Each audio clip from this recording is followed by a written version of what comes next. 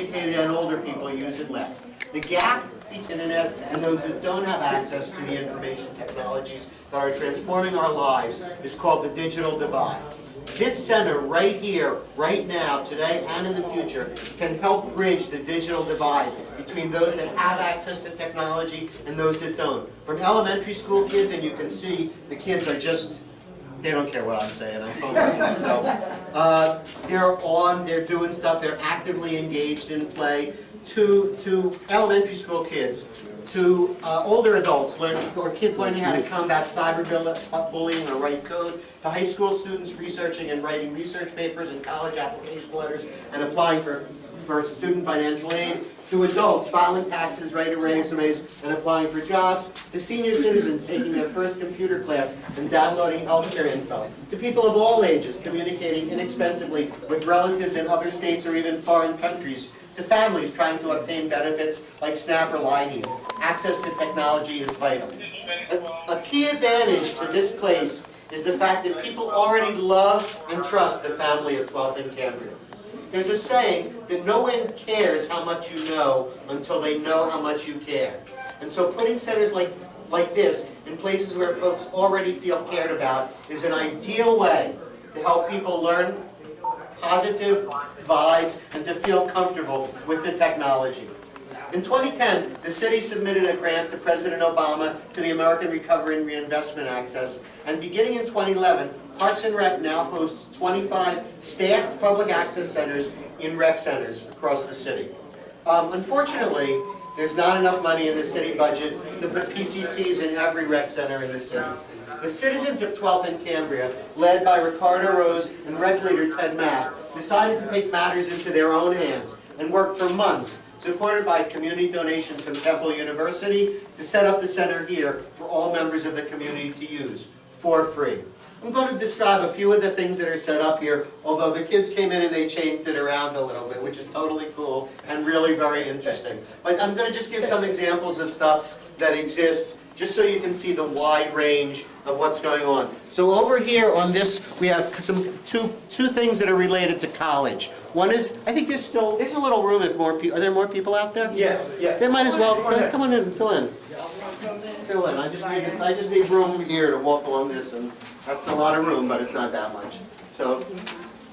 So over here are our college programs. So one is FAFSA, which is the free application for federal financial aid. Everybody can go on and do it. You can start, I mean, there was no such thing when I was a kid. And even just maybe 5 years ago, it wasn't online. Now you can go in here, you can put all your data in. If you forget something, you can start it and come back and redo it. It automatically submits it, and you automatically get your information back extremely fast. It's wonderful. Also, kind of hidden behind that, the city has a number of programs, including Connect to College. Connect to College is the Philadelphia Education Fund has another college program that helps you sort of go online and see the college process, because a lot of people don't have family members that have ever been through it. So they're going to need to see. So they have literally videos. How do you talk to a financial aid officer? How should you think when you're going to apply for college? What kind of college should you look for? How can you make those decisions? All online. Somebody could come in here and sit here for 5 hours and get it, all their research done. When I was a kid, again, you wrote away to people, you drove to visit them. All of that is still, well, writing away, not so much. So there's a tremendous amount of stuff if you're getting ready to go to college. In elementary school, the city of Philadelphia has licenses to a number of software programs. One of them is called Study Island. One of them is called Lexia. These are programs that are designed to take a kid who is having trouble with reading, writing, or math, or social studies or science, and if they put enough time on it, advancing. The Lexia program says that in 9 months of working with it, you can advance 2 years in your schoolwork if you put enough time in it. In addition, so the school district has this. Kids at school get password logins and passwords, so they may be working on it in school, but it's probably like a little bit of time or whenever they can fit it in. They could come here, a kid could come in here and work on Lexia with that same password, that same login, so it would be free because the school district's already paid for it, and do that for an hour or two a day to improve their skills. The other thing is there's something called the summer slide, which is kids over the summer tend to, like, if you test a kid at the end of the school year and the beginning of the next school year, they've lost 2 months of learning. So if they can be in here working with the summer slide, and working with Lexia, working with Study Island, working with one of the many free or low-cost programs that are available, they can eliminate that summer slide and in fact make more games, use the summer in advance. So I'm hoping that like the summer program, the summer camp, the after-school programs, all of those that work with kids can somehow find a way to use this. And kids can come in by themselves, and as you can see, they have zero trouble getting online and fiddling with stuff and taking charge of their own learning. There's, just in case you're interested, I know some of us adults tend to think if you're playing a game that's not so educational, but there's a lot of research and a lot of the current theory is that by playing is the best way to learn. And if you can make something in a game like, well, you all know, if something's more of a game, you're more likely to stay with it. So the same is obviously true for kids.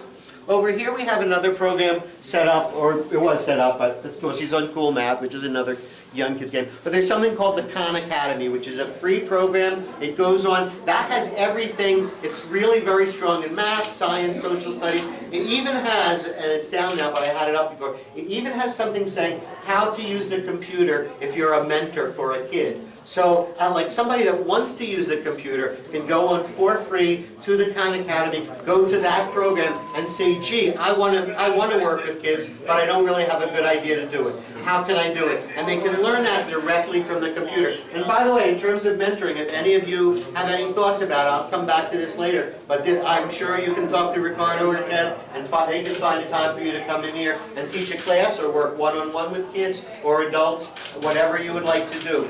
And it can be useful for you. Over here we have, I was talking about social media, and of course kids and adults can do a number of things, contacting. There was one actual case that we worked with at the Key Spots where somebody had been in prison for 15 years. He hadn't been in contact with his son. He came out, he looked for him on Facebook, and he found him, and it was the first time he was able to make that connection.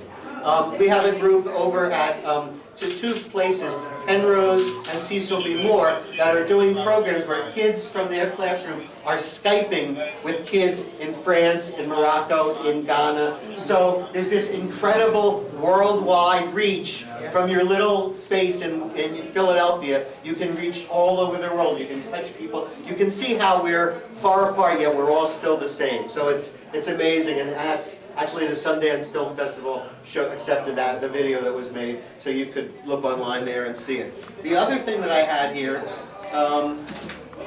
was, personal finance. So the city has a program called Shared Prosperity, which has identified 5 things that Philadelphians need to do to take control of their own financial future. And it includes education for small kids, it includes better jobs, housing, and one of the things is financial literacy. You can go online and there are a number of free programs that can help you go from not understanding what decimal points are to understanding interest, how paying interest is, sometimes worth it and sometimes not, talking about financing houses, things like that. Over here, we have something that's actually quite different. We have something called TuxPaint, which is a free program that lets you draw online. And again, just as there is a lot of information about playing games can help you learn, there's also a lot of information how about adding A to STEM to make it STEAM, how adding the arts to learning can really improve it. And if you were to read those statistics, it's just extremely clear that and it's a tragedy in the school district that the first thing that tends to get cut are arts and music. So if this lab can have some art programs, some music programs going, it can just supplement what the schools could be offering, and I think should be offering. I just know how important music was to me as a kid. And this is a free art program. Pretty much everything in here is free, although there are things you can go out and buy. Taxes and benefits, you can now go online, and there are things that will help you do your taxes online. And again, free, so, and with support. So you don't really have to figure it out all yourself. You don't have to count on a accountant or a bookkeeper or a tax person to do it.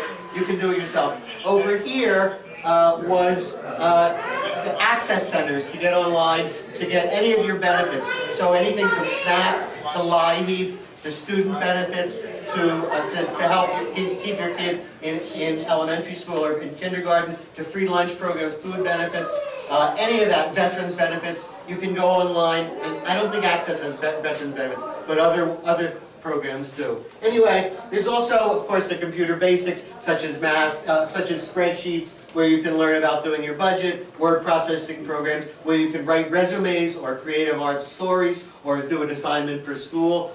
And so really, there's an incredible assortment of things. And I guess I just don't want to forget one that's particularly important to me, which is that Philadelphia has recently launched something called Open Data Philly.